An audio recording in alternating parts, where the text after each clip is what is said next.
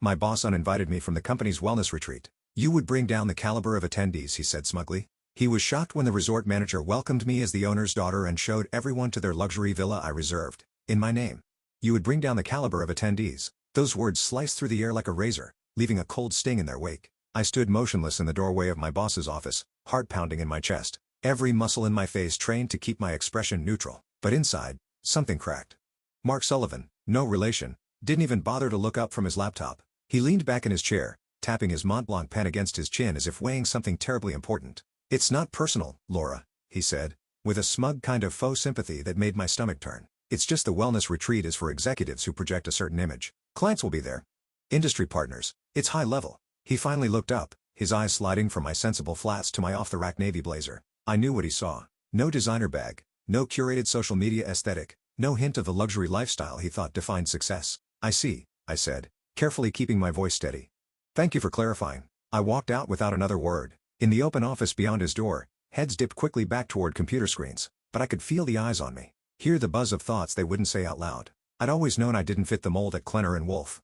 The glossy PR agency prided itself on image, polish, and connections. I had one of those three, and it wasn't the one you could see. My first instinct was to go to the bathroom, lock the door, and cry in a stall like I had the first month I started here, but that was years ago. That version of Laura was long gone. I returned to my desk instead where a folder labeled Urgent Change Requests, Wilder Campaign, had conveniently landed in my inbox. The Wilder campaign? My campaign. Already approved, already finalized, and now Mark's latest move to keep me too busy to ask questions. The retreat started in 5 days. Clearly, he was hoping I'd be too buried in re-edits to think about it. I stared at the screen and took a breath. If only he knew. If only any of them knew. You see, Sullivan Wellness wasn't just some high-end invite-only retreat tucked into the cliffs of the California coast. It was my family's legacy, built by my grandfather, expanded by my mother, and now co-managed quietly by me. The name Sullivan in our company's branding wasn't just a coincidence. It was mine, but no one at Klenner & Wolf knew that, and I'd made sure of it. 3 years ago, fresh off my master's in marketing strategy, I'd made the deliberate choice not to go into the family business. I wanted to prove that I could succeed on merit, build a name for myself based on work ethic, not inheritance. So I took the job here. Mid-level, modest pay, long hours, a rented apartment in a neighborhood no one in the agency would ever visit by choice. I arrived each day with coffee stains on my sleeve and a tote bag that had once been a giveaway at a conference. It was all intentional. It was real. And I had learned something painfully and repeatedly in my time here.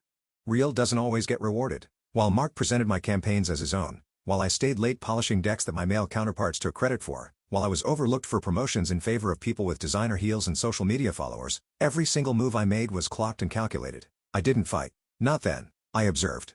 I kept records. I kept receipts, and I waited. Because sometimes, the best way to be underestimated is to lean into it. As I reopened the Wilder campaign file and began making the unnecessary revisions, I pulled out my phone. There was one number in there I hadn't used in over 6 months. "Mom," I typed, "Hey, are the Ocean View villas booked this weekend? I need a favor." The 3 dots appeared immediately. "For work?" "Something like that," I typed back. And then after a pause, "Make sure it's the Clifftop estate, and tell Natalie I'll be arriving early." I sat back and stared at the screen. This wasn't revenge. Not yet. This was a reminder, a warning, a truth that Mark Sullivan had failed to see. He thought I didn't belong at the retreat. He had no idea it was my retreat. By the next morning, the retreat was all anyone could talk about. The break room was alive with chatter about spa treatments and sound baths as if we weren't a PR agency and instead a yoga influencer collective. I overheard talk of chakra alignment, luxury sleep masks, and someone booking a juice cleanse in preparation, as if green smoothies were currency for corporate enlightenment. I stirred my coffee slowly, the bitter taste grounding me while I listened. "Are you going to bring your new boyfriend or Julia?" asked Serena over the counter, barely whispering, but loud enough to be overheard. Serena snorted. "Oh God. No." Mark made it clear. "This retreat is strictly business, plus they're being super selective with the guest list." Selective. That word echoed in my mind. Like, some velvet rope was being drawn to separate the image-perfect elite from the me. I didn't look like them. I didn't sound like them. And according to Mark, I didn't belong with them either. Back at my desk, I opened my email. A new calendar invite had landed in my inbox. Q2 Wellness Retreat. Attendee briefing. I clicked. My name wasn't on the list, but Jason's was. So was Meredith's. And Henry, the intern who once asked me how to spell strategic. I stared at the screen, stunned for a beat too long. My hands were perfectly still, but my jaw clenched just slightly. Then I did something that would seem unremarkable to anyone watching. I opened a spreadsheet. It wasn't a project plan or a client pitch. It was a personal document I'd kept tucked away for almost a year. I called it the ledger. On it were dates, assignments, and names, times when my work had been reassigned, meetings I'd been left out of, Presentations where Mark had borrowed my ideas, all neatly documented and quietly updated. It wasn't just a record of mistreatment, it was a story of patterns, a subtle campaign of erasure, and I knew how powerful a well-organized narrative could be. My phone buzzed. A message from Mom. Natalie confirmed the Clifftop estate is reserved in your name. Staff is prepped. You're on the schedule. Anything else? I smiled slightly. Please don't tell anyone who it's for, especially not the manager. I want the surprise to be clean. She replied with a thumbs-up emoji and a simple understood. That evening, I stayed late, not because I had to, but because I wanted to see who else did. Mark was still there, of course, hovering over Meredith's shoulder as she fumbled through a slide deck I'd practically written. He didn't even acknowledge me when I walked by, and that's when I knew something important. He didn't suspect a thing. He thought I'd been dismissed, discarded, and forgotten. He didn't realize he was walking straight into my story. The next day, the company issued formal travel instructions, chartered transport to the retreat, arrival times, luggage guidelines, and a note reminding everyone to bring their best selves. I almost laughed. My best self? They'd never even met her. A colleague passed by my desk and muttered, "You okay, Laura?" "Of course," I said with a calm smile. "Have fun at the retreat." The next 48 hours passed in a blur of fake smiles and last-minute prep meetings. I completed every task Mark threw at me, every urgent revision, every final version of the welder deck, and I did it with quiet precision, the way only someone with nothing left to prove can. The night before departure, I sat in my apartment surrounded by papers, mock-ups, and an untouched suitcase. I didn't need to pack.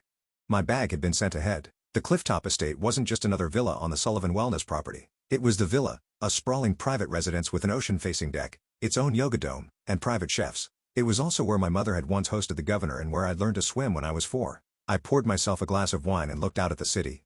It felt strange, this quiet between what had been and what was about to come. The calm before a different kind of storm. I wasn't going to show up and scream. There wouldn't be a confrontation in the boardroom or an email blast calling everyone out. This was going to be elegant, professional, undeniable, because sometimes the most powerful revenge isn't explosive. It's graceful, it's silent, and it begins when people finally see what they refused to before. The next morning, while my co-workers boarded their chartered bus, I was already wheels up on a private flight arranged through my family's estate. 3 hours later, I stepped off the plane and into sunlight that smelled like salt and citrus. Natalie was waiting. "Welcome home, Miss Sullivan," she said with a wink. "Your guests will be arriving at noon." I nodded. "Let's make sure everything is perfect." Because this time, I wasn't being left behind. This time, I was leading the way. The air smelled different at the estate, not just of the sea breeze and blooming hibiscus, but of something less tangible, something sharper. Change. The Clifftop estate stood as regal as ever, its white stone glinting in the morning sun, framed by bougainvillea that had grown wilder since I last visited. Natalie had already opened all the windows. The ocean murmured softly beyond the glass balcony doors. "Do you remember the layout?" she asked as she handed me the tablet with room assignments. I smiled faintly. Every corner. We walked together through the main living area, her heels clicking lightly across the polished stone floor. The team had outdone themselves. Fresh tropical fruit in crystal bowls, welcome gifts arranged in locally woven baskets, the scent of sandalwood and citrus diffused from hand-carved burners, serenity with a price tag, $7,500 a night to be exact. "Should we chill champagne for the arrival?" Natalie asked. "Definitely, but wait until they're inside. I wanted to hit them all at once." She nodded, already walking toward the back kitchen. Her professionalism was flawless, but I could tell. She was enjoying this as much as I was. At precisely 11:56 a.m., I received a text from the front gate. "Your party has arrived." I took position in the main foyer, half concealed behind one of the ornate columns. Not hiding, just watching, measuring, and waiting. The resort manager, Carlos, tall, composed with decades of hospitality under his belt, stepped forward to greet the incoming guests. His voice was warm and unhurried. "Welcome to Sullivan Wellness. We are honored to host Klenner and Wolf for your second quarter wellness retreat. Before we assign your rooms, we'd like to extend a very special welcome to one of our returning guests, Miss Laura Sullivan." That was the moment I stepped into view. The chatter dropped instantly. Silence rippled through the group like a shockwave. I saw it on every face. Recognition dawning. Confusion morphing into disbelief. And then on Mark's face, that flicker of something primal. Fear. "Laura?" he choked out, one foot planted like he was preparing to either run or apologize. I gave a polite professional smile. "Good afternoon, everyone. I'm thrilled to welcome you to the Clifftop estate." Someone, Julia, I think, actually gasped, "This estate, you're the Sullivan?" "Henry," the intern said, almost stumbling over the words. I nodded. "Sullivan Wellness has been in my family for 3 generations. I co-manage this property along with several others. And this," I gestured to the open glass doors leading to the ocean view terrace. "This is home." Mark still hadn't moved. His lips parted slightly, but no words came. Carlos, the consummate professional, never skipped a beat. "Miss Sullivan has graciously reserved the estate for your team's exclusive use. She will also be managing your experience this weekend. Room assignments, scheduling, guest access, she has full authority." At that, several faces turned toward me. Not with contempt, not with pity, but with interest. A few even smiled. The shift was palpable. For the first time in 3 years, I wasn't invisible. I wasn't overlooked. I wasn't a quiet girl in a navy blazer. I was the host. I was the Sullivan in Sullivan Wellness. I've taken the liberty of customizing your rooms based on your work preferences, I said, tapping on the tablet. For example, Jason and Henry, your room has an ocean view and private workspace. Julia, you'll love the Garden Suites reading nook. I left Mark for last. And, Mark, I said, carefully keeping my voice light. You'll be in the Serenity Annex. It's a bit removed from the main house. More private. I didn't mention that the Serenity Annex was originally built for staff housing or that it lacked an ocean view or that it had no direct line to the infinity pool, spa access, or executive cocktail deck. He blinked. Is that suitable for an executive retreat? I thought you might enjoy the quiet, I replied, tilting my head. It's all about wellness, isn't it? The others chuckled nervously. Carlos began distributing keycards, and guests trickled into the estate like tourists entering a cathedral. Still, Mark lingered behind. When the others had gone, he approached me. Slower now. His usual confidence peeled away. Laura, this is all a misunderstanding. Had I known but you didn't, I interrupted, voice even. That's the point. He opened his mouth again, but I turned away, not unkindly, just firmly. There's a welcome brunch in an hour, I said. Try the papaya salad. It's a favorite of mine. Then I walked off. No need for dramatic exits. The drama had already arrived. The welcome brunch went by in a blur of tropical colors and half-hearted small talk. People weren't sure how to act around me now.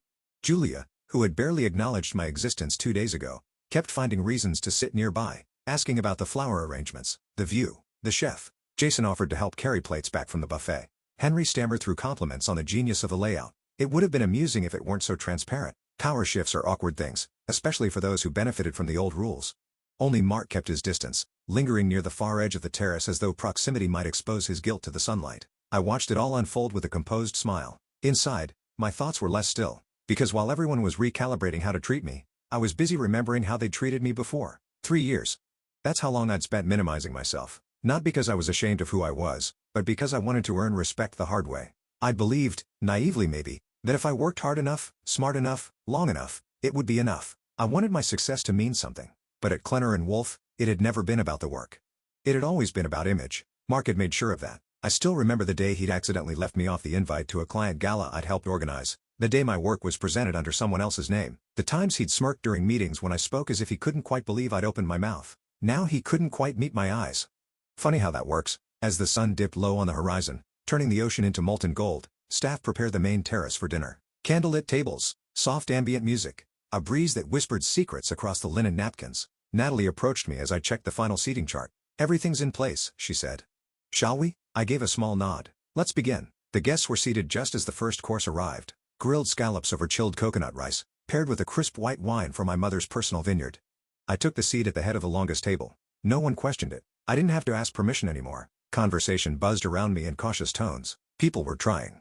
I gave them that. But beneath their new politeness was a current of uncertainty. Who was I, really? The Laura they had ignored for years or this poised silent power in white linen? Both. I wanted to tell them, but I didn't. I let them wonder. About halfway through the second chorus, Mark finally spoke. This is impressive, he said, his voice just loud enough to carry down the table. You've clearly put a lot of thought into this. His tone wasn't mocking. It was careful, calculated. I like to create experiences, I replied, sipping my wine. He nodded slowly as though searching for safe ground. I didn't know about your background. Your family. I know, I said simply. That's how I wanted it. Silence again. Only the clink of cutlery, the rush of wind against the glass railing. It wasn't personal. Mark tried again.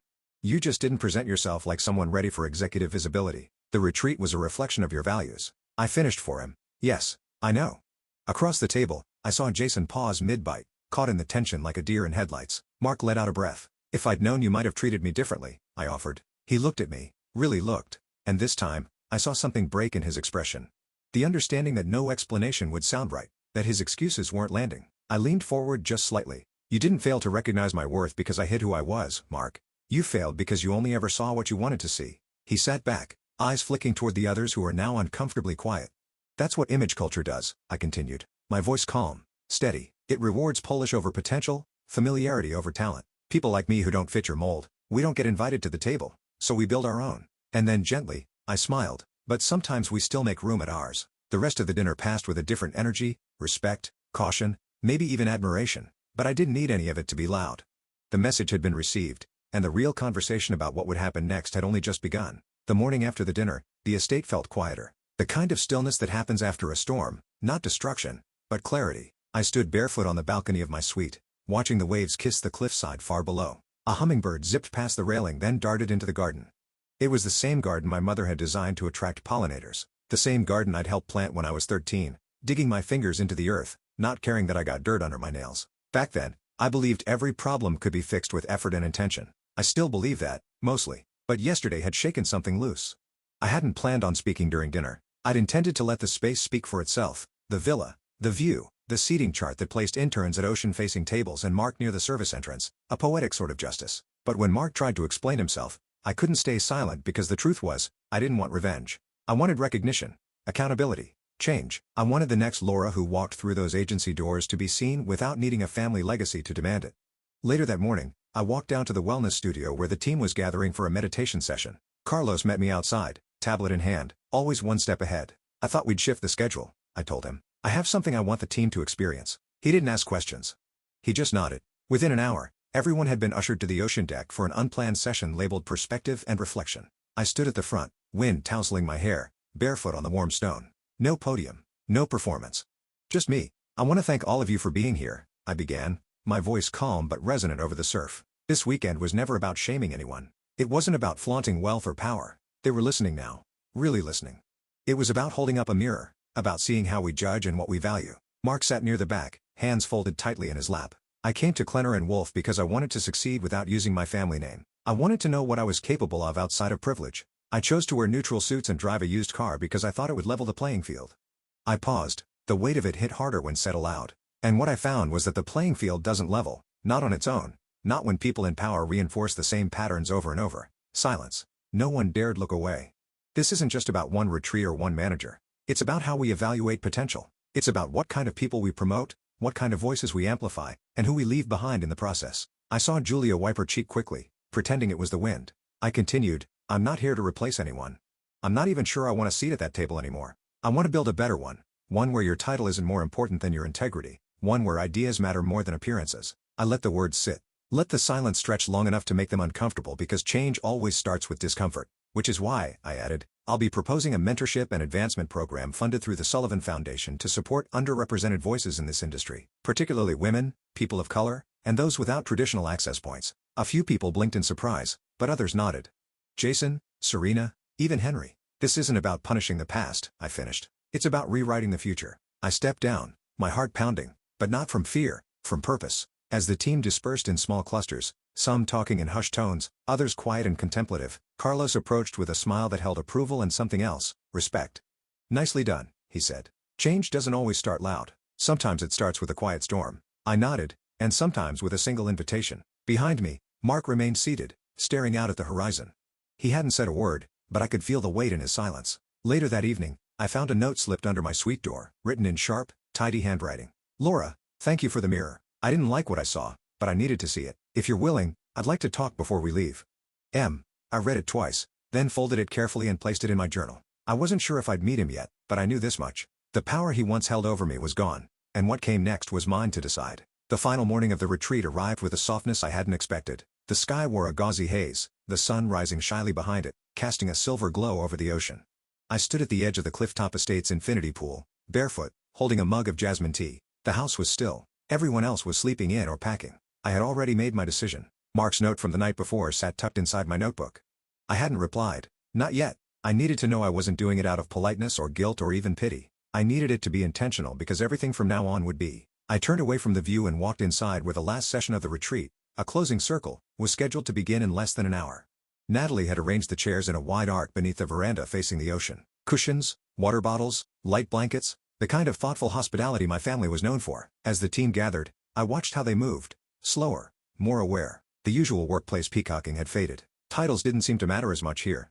Maybe it was the sun or the setting, or maybe they were starting to see the cracks in the system they had once defended. Mark arrived last. Not late, just deliberately not early. He took the farthest seat in the circle, said nothing, and folded his hands in his lap. Carlos welcomed everyone, offered a few reflective prompts, then gently passed the circle to me.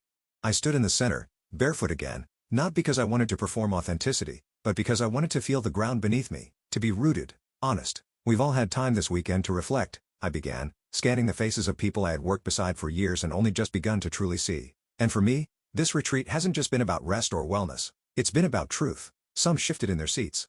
A few glanced toward Mark. I didn't. For 3 years, I worked at Clener & Wolf under a version of myself I thought would be more acceptable. Quieter, humble, low profile. I thought if I kept my head down, worked hard, and stayed professional, I'd earn respect. I paused, and for 3 years, that version of me was overlooked, sometimes undermined, often dismissed. A few heads nodded slowly. Serena looked away, blinking faster than usual. This weekend, you saw another side of me. One with privilege, with access, with power. But those things don't make me more valuable. They just made me visible. Silence now. Total. I don't regret hiding who I was, but I regret letting it convince me I had to play small. I looked over the group, letting them sit with it. Going forward, I'm stepping away from Clener & Wolf. That got their attention. I'll be working with the Sullivan Foundation full-time. We're building a leadership incubator for underrepresented professionals in the creative and strategic industries, marketers, designers, brand thinkers, people who might otherwise never get a seat at the table. Murmurs now. Surprise. Maybe admiration. Maybe something else. I continued, but I won't leave without offering something back. I pulled a small envelope from my pocket and handed it to Carlos. It's a proposal, I explained, for Clener & Wolf to partner with the foundation, to commit to mentorship, transparency and promotions, and paid internship opportunities for candidates without traditional access points. Carlos passed it along the circle. I didn't look at Mark. When we build better systems, we don't just help the overlooked. We help everyone rise. I stepped back, signaling I was done. The silence that followed wasn't awkward. It was heavy, full, like the first real breath after being underwater. As people slowly dispersed, some came to shake my hand. Others hugged me. Even Julia with tears in her eyes whispered, "Thank you." And then it was just Mark and me standing near the edge of the terrace, the wind lifting his blazer like it was trying to blow the last of his pretense away. "Can I say something?" he asked.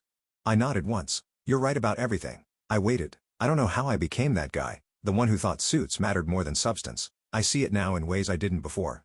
His voice was quiet, honest, not performative. "Maybe it's too late for me to change your opinion, but I want to try to be different. Not because you caught me, but because you showed me." I met his eyes. "That's up to you, Mark, but I hope you do for your sake and for everyone who works under you." He nodded. "You're leaving the agency?" "Yes," I said, "but I'm not disappearing. I'm just showing up differently now." He offered a small, genuine smile. "Good. The world needs more Lauras." "No," I replied. "The world needs fewer gatekeepers." I turned away, my work here done. That afternoon, as the charter bus rolled away from the estate, I stood by the window of my suite watching them leave. There was no applause, no fireworks, just a quiet knowing. For 3 years, I tried to prove I was enough by being less.